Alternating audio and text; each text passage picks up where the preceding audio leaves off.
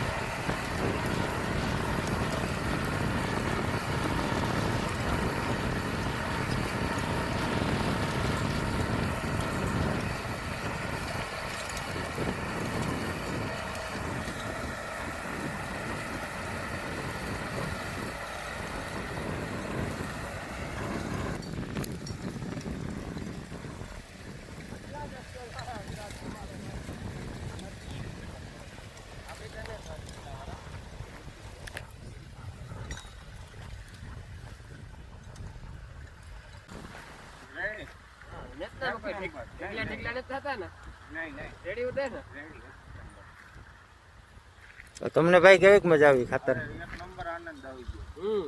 મજૂરની ઉપાધિની કઈ ચિંતા વગરની આ રીતના ખાતર